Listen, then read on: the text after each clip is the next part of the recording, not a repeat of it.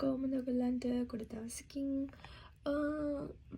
vlog එකකුත් නෙමෙයි. ඉතින් මට කම්මැලි කමල මං හිතුවා චුටි අද දවස වෙනදට වැඩි චුට්ටක් වෙනස් වගේ නිසා වෙනස් කියන්නේ මම යනවා යාළුවෙක් හම්බ වෙන්න. එයා ඉන්න තැනට ඊට පස්සේ අපි දෙන්න පොඩි වැඩ වගේක් තියෙනවා. ඒකටත් යනවා. ඉතින් මට හිතුණා චුටි vlog එකක් කරන්න කියලා.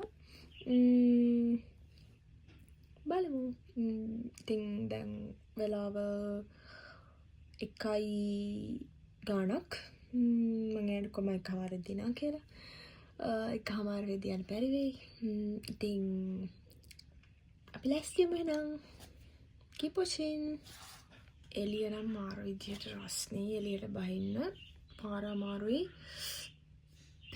මාරම රස්නයක් තියෙන ඇත්තට මේ වෙලාවට එළියට බහින්න. ඒත් ඉතින් මොනා කරන්නද?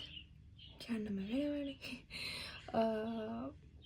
අලක් නැහැ ෂේප් එක යනවා.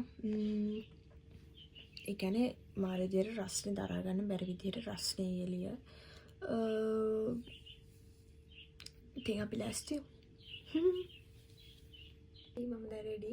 ලිප්ස්ටික් ගාවා, මස්කාරා ගාවා, අයිලයිනර් ගාවා. දැන් මම යනවා. එහෙනම් ගිහින් හම්බ වෙමු. බයි. හරි මම ඉක්මනට ලෑස්තිලා ඊට පස්සේ ආවා. ඇවිල්ලා මෙට්‍රෝ එකෙන් මෙට්‍රෝ එක පාස් කරලා යන්න ඕනේ. බස් එකට නැගෙන්න. පාරෙන් එහා පැත්තට පායින්න ඕනේ. මම ජැකට් එකකුත් දාන් ආවා. එඳුමට වටින් රස්නේ වැටෙන නිසා. මොකද නැත්තම් අවුවට පිච්චුනාට පස්සේ කට්ට කරවල වෙලා තමයි ගෙදර එන්න වෙන්නේ.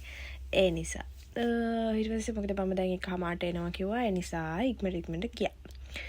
මේ දවස්වල රස්නේ වැඩි. ඉතින් මගෙත් ෆස්ට් ටයිම්. මම තාම දන්නේ නැහැ කොහොමද. සමහරු කියනවා මීට වැඩිය රස්නේ කියලා. හැබැයි මේ තියෙන රස්නෙත් එක්ක බැලුවම තව රස්නේ වැඩි වුණොත් ඉන්න නම් අමාරුයි ළමයි එළියේ. ඒත් ඉතින් කමක් නැහැ.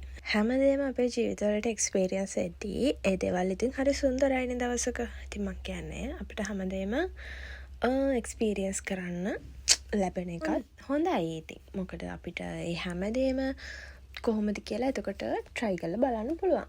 පස්සේ කාලෙකදී අපේ ජීවිතේ සතුට වෙන්න පුළුවන්. අපි මේ දේවල් කළා, මේ දේවල් එක්ස්පීරියන්ස් කරා එහෙම කියලා. ඉතින් ඔයාලා ජීවිතයේ ආස දේවල් තියෙනවා නම්, හීන තියෙනවා නම් ඒවා try කරලා බලන්න.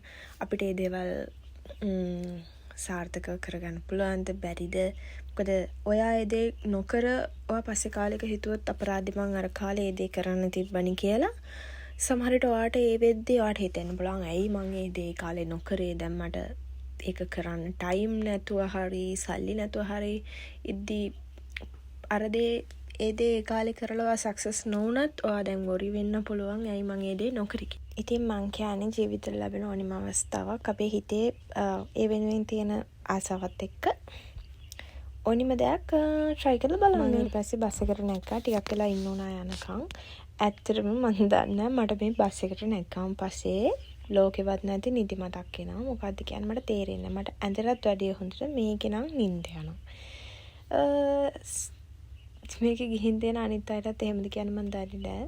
මේ ඇත්තටම මාර නිදිමතක් එන්නේ. ඊට පස්සේ මං බස් එකෙන් බහලා පැය භාගයක් විතර මට ඉන්න තැන හොයාගන්න බැරි වුණා. මගේ ෆෝන් එකේ සල්ලි තිබුණෙත් නැහැ යාට කෝල් කරන්න.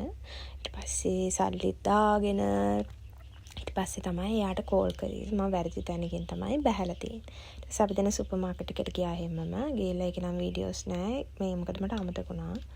උයන බඩ වගේක් ගන්න ගියේ. ඊට පස්සේ අපි ඇවිල්ලා යාව් වෙලා තිබුණේ නැහැ. ඊට පස්සේ යාව් යන්න ගත්තා. ඊට පස්සේ යාක්ව රොටි හදමු කියලා ඊට පස්සේ අපි රොටි හැදුවා. මම පළවෙනි පාරට තමයි රොටි හැදුවේ. ඇත්තටම ඒ කියන්නේ අර රොටි කලින් එහෙම හදලා තිබුණේ නැහැ. බත්තු වෙලා එහෙම තිබුණාට රොටි try කරලා තිබුණේ නැහැ. ඉතින් එයා දන්නේ නැහැ. එයා හිතගෙන ඉතින් මම දන්නවා කියලා. ඊට පස්සේ වීඩියෝස් බලලා හදන්න ගත්තා. කුමාරි වීඩියෝස් බලුවත් මොනා කරත් ළමයි මේ දන්නේ නැත්තම් අර පදම ගන්න අමාරුයිනේ. ඉතින් කොහොම හරි වතුර වැඩි වෙලා තිබුණා. මම අම්මට කෝල් කරලා ඇහුවා හරියට අර පිටි එක එන්නේ නැත්තේ ඇයි කියලා. ඉතින් මම වතුර වැඩි වුණාම තමයි එහෙම වෙන්නේ කියලා. කොහොම හරි ඉතින් තලලා රොටිය කොහොම හරි ප්ලැක් කරලා හදාගෙන අන්තිමට රොටිය කොහොම හරි හැදුවා ළමයි.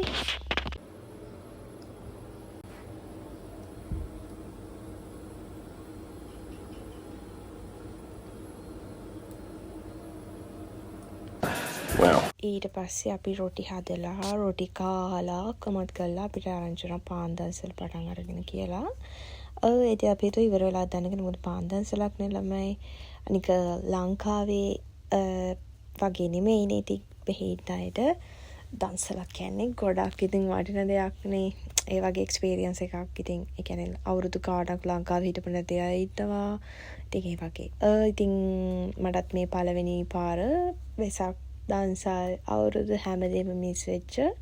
ඉතින් මාත් ආසාවෙන් අපි කටියත් එක පාන්දන්සල කාට ගියා කවුරුත්ම හිටියේ නෑ. ඉතින් අපි පානුත් අරගෙන ආවා. ඊට පස්සේ රෑ වෙලා හන්දා මම ගෙදර යන්න ලෑස්ති වෙලා එහෙම ආවා. එහෙනම් මගේ මිනි බ්ලොග් එක මෙතනින් ඉවරයි. ගිහින් යන්න. බයි බයි.